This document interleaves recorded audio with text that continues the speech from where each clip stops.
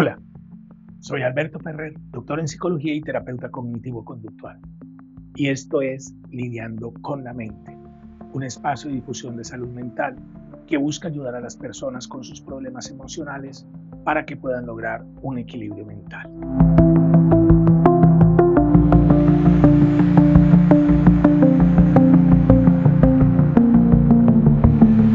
Pensemos en el siguiente caso.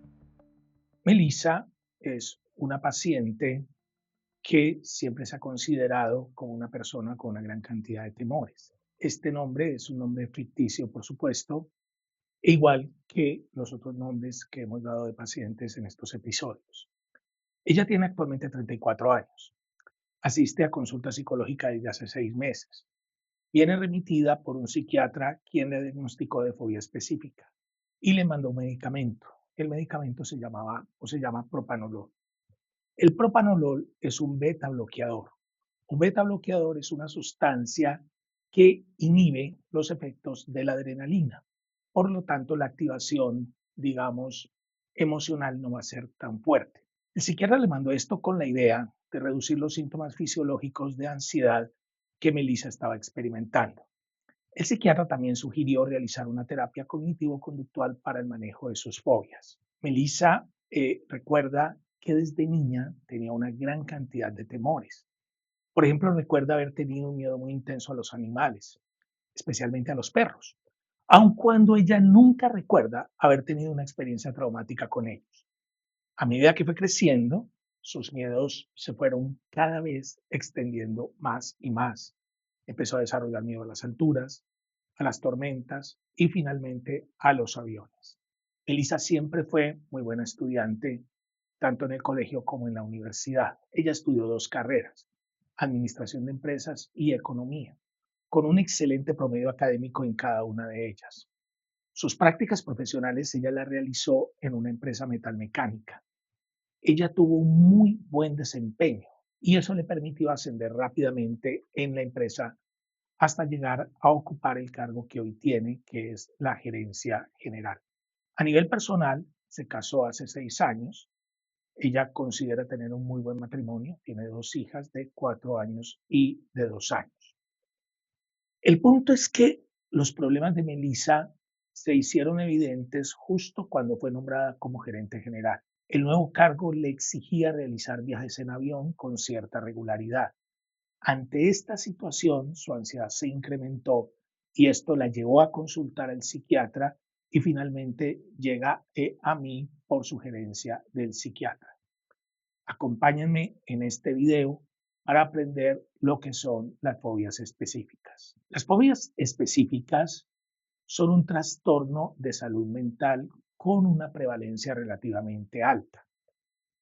La prevalencia en la población general va más o menos del 7 al 9%. Las mujeres son mucho más afectadas que los hombres en una proporción de 2 a 1, es decir, 2 mujeres con fobia específica por un hombre con fobia específica. Las fobias específicas se desarrollan fundamentalmente por las siguientes razones. En primer lugar, tenemos la predisposición genética. Se ha descubierto cierta susceptibilidad genética biológica. Esto especialmente en 2 tipos de fobia específica, en la fobia a los animales y en una fobia que vamos a llamar fobia a la sangre, inyecciones y heridas. Parecería ser que en estos casos la prevalencia genética es muchísimo más alta entre personas, entre familias que tienen estos trastornos, que entre personas que, digamos, genéticamente no lo tienen. Una segunda razón es haber vivido un acontecimiento traumático. Por ejemplo, si Melissa hubiera sido atacada por un animal, esa hubiera sido una razón, digamos, suficiente para haber desarrollado una fobia específica.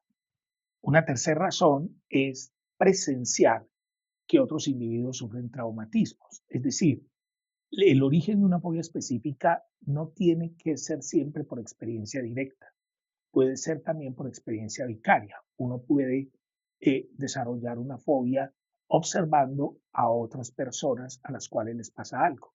Por ejemplo, haber presenciado una caída. Es posible que si yo hubiera visto eso, yo me hubiera vuelto fóbico, por ejemplo, a las alturas si hubiera presenciado eso.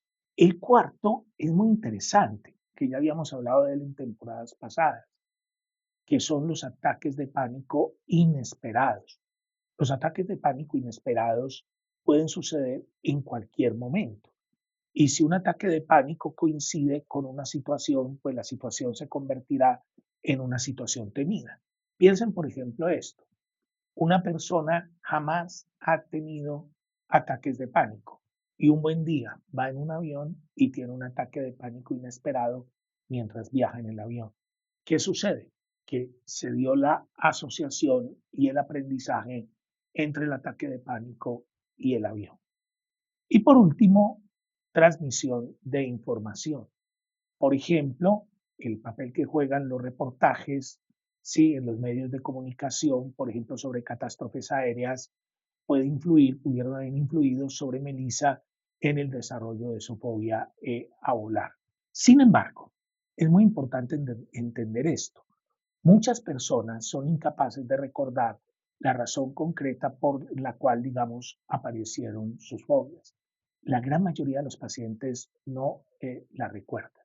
Los criterios diagnósticos de los cuales habla el DSM-5 de una fobia específica son los siguientes. Un primer criterio es miedo o ansiedad intensa por el objeto o situación específica, por ejemplo, miedo a volar, miedo a las alturas, miedo a los animales, miedo a la aplicación de una inyección, miedo a ver sangre. En los niños, la ansiedad puede expresarse, por ejemplo, con llanto, con rabietas, con quedarse paralizado o con aferrarse. Es decir, el niño no es muy consciente de eso, pero esa es la manera como expresa sus miedos. El segundo criterio diagnóstico es que el objeto o situación fóbica casi siempre provoca miedo o ansiedad inmediata.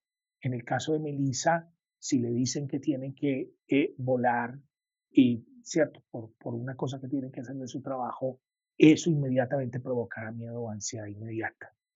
En tercer lugar, el objeto o situación fóbica se evita, las personas tienden a evitarlo o se resisten activamente a enfrentarlo con miedo o ansiedad intensa. El cuarto criterio es que el miedo o ansiedad es desproporcionado al peligro real que plantea el objeto o situación específica y al contexto sociocultural. Melissa sabe que probablemente el transporte aéreo es el más seguro del mundo y aún así el miedo se presenta. En quinto lugar, el miedo, la ansiedad y la evitación es persistente. Es decir, si Melissa pudiera borrar de sus funciones el volar, lo haría, ¿cierto? Porque quisiera evitarlo. Y ese miedo, ansiedad o esa evitación dura típicamente 6 meses o más. En sexto lugar, el miedo, la ansiedad y la evitación causa malestar clínicamente significativo. Melissa se siente mal. Eso le produce deterioro social, laboral, puede producirle deterioro laboral, aunque ella sea muy buena en su trabajo y en otras áreas importantes de su funcionamiento. Y en séptimo lugar, nos explica sus síntomas, nos explican mejor por otro trastorno mental. Resulta que las fobias específicas podemos tener 5 tipos de ellas. La primera es la fobia animal, el temer a animales. Es muy común el temor a las arañas, a los insectos, a los perros. En segundo lugar, el entorno natural. Personas que temen a las alturas, a la tormenta, al agua. En tercer lugar, un tipo de fobia muy característico, muy típico, que se llama fobia a la sangre, inyecciones o heridas, y es presentar una fuerte reacción vasovagal. Vasovagal quiere decir que se incrementa la presión inicialmente y después cae súbitamente ante la presencia de inyecciones y ante procedimientos médicos invasivos. Les cuento que este tipo de fobia es uno de los que más está caracterizado por razones genéticas. El otro tipo de fobia, el cuarto tipo de fobia específica es la situacional, que es el miedo a los aviones, a los ascensores, a sitios cerrados. Y por último, hay otras fobias que se catalogan así, o como otras, donde es miedo a situaciones, por ejemplo, que se pueden derivar en ahogo o vómitos. Por ejemplo, personas que hayan experimentado que comiendo ciertos alimentos tienden a ahogarse o a vomitar, empiezan a tener fobia a esos alimentos por el efecto que ellos puedan tener. El próximo episodio de Lidiando con la mente vamos a dedicarlos a aspectos que debes conocer sobre las fobias específicas. Si este contenido te resultó útil, dale me gusta, compártelo y síguenos para seguir aprendiendo sobre salud mental. Encuentra todos nuestros contenidos en lidiandoconlamente.com. Y recuerda, aprender a lidiar con la mente es un acto de valentía.